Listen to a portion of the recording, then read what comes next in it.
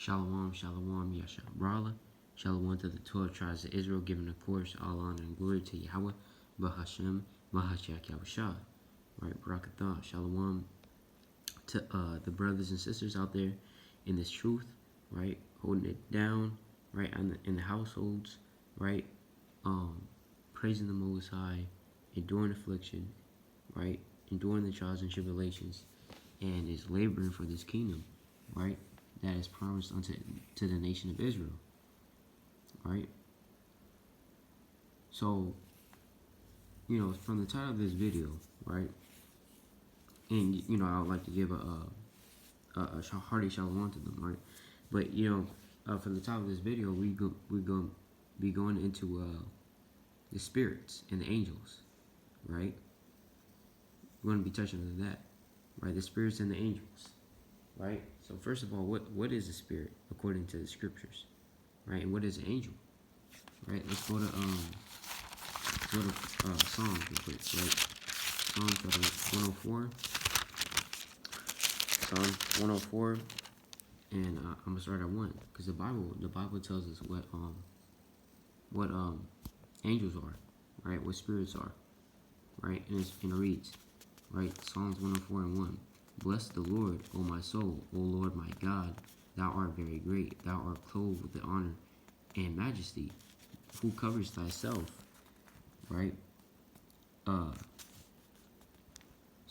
Thyself with light as with a garment, who stretcheth out the heavens like a curtain, who layeth the beams of his chambers in the waters, who maketh the clouds his chariot, who walketh upon the wings of the wind, right? Who maketh his angels spirits, his ministers a flaming fire. So the Most High's angels, right, or the Most High's, he has spirits, right? He even tells you that the Most High, he's a spirit, right? But he's a man. Well, he basically, he's not a man that he should lie, but in a man in the sense of masculinity, right? He is known as a he. But the main point I want to touch on is that the spirits are angels and the angels are spirits, right? One and the same almost, because men, we have spirits, right? People on the earth, we have spirits, right? The spirit, because we have spirits. Let's go to Job. Let's do that, right? Job 32, I believe.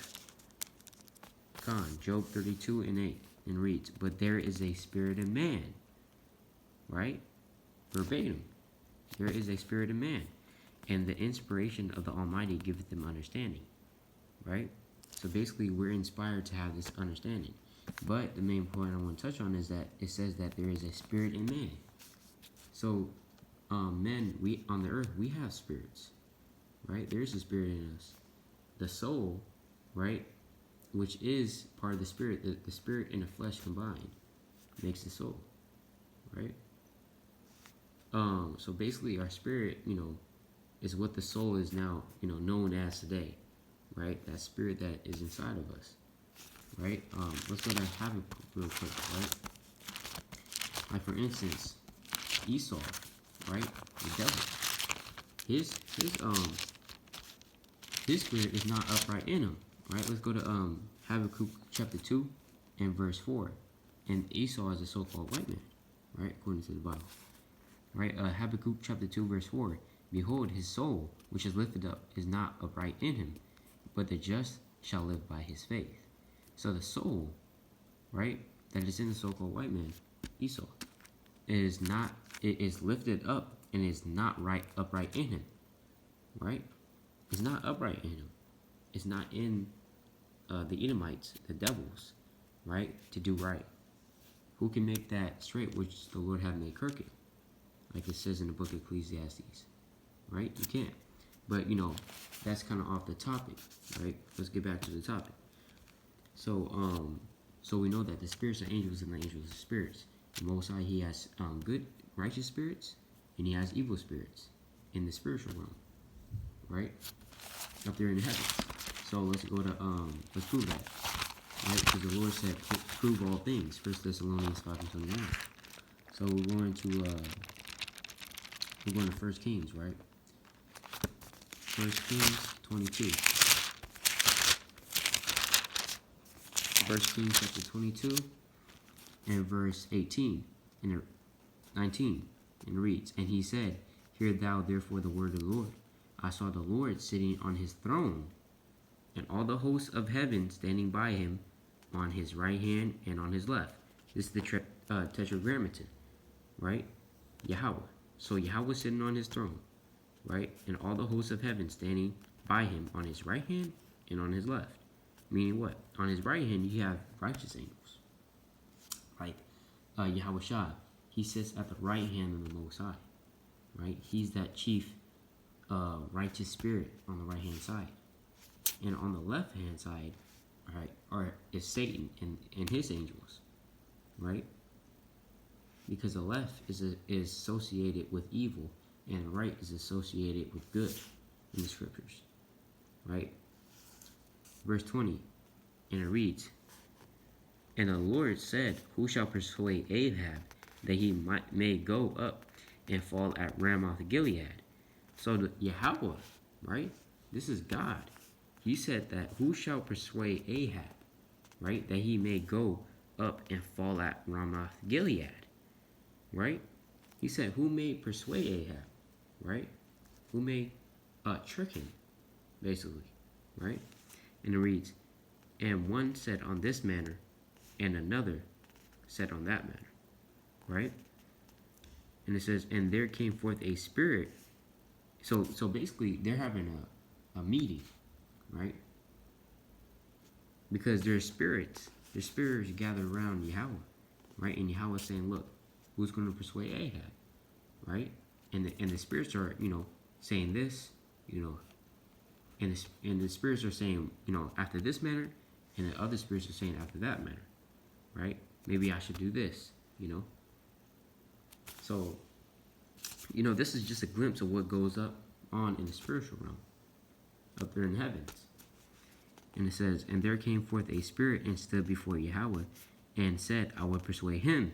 So there is a spirit that stood before Yahweh, that stood before God, and said, I will persuade him, right?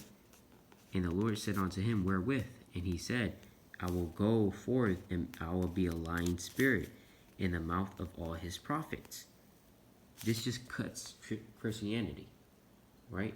Because Yahweh, well, let's keep reading on, right? And it says, And he said, Thou shalt persuade him, and prevail also. Go forth and do so, right? So Yahweh, so there's that spirit that came up to Yahweh and said, Look, I will be a lying spirit in the mouth of all his prophets, right?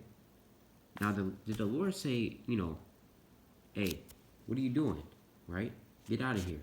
Go to Satan. Go to hell, right? Did Yahweh say go to hell? Yahweh said, and he said, Thou shalt persuade him. He's giving him permission to be a lying spirit. So Yahweh, he has all authority, right, over everything. Satan, that includes Satan. That includes evil angels. That includes righteous angels, right? He's omniscient, right? Omnipotent, right? The Most High Almighty. He has control over all of that, right? So he's saying, look, you're going to be a lying spirit. Go and prevail, right? Go forth and do so. You're going to do it, right? So he's allowing the spirit to be a lying spirit, right? He's allowing this evil spirit to do his will, right? Now, so this teaches us, right? Now, this just cuts Christianity, because Christianity tells you that, the Lord, he's up there in the heavens with the good angels, and then Satan, yeah, he's underground in Sheol, right? Which just is just the grave, right? They're in hell, right? We're burning with flames of fire with Satan and the evil angels, and God doesn't have power over them. What kind of sense does that make? It just cuts it, showing you that Christians don't read, right? And it's not that they don't read; they don't understand His word, right? That's why I'm doing this video. So let's go to Psalms 78, right? Let's get some more proof, precept upon precept.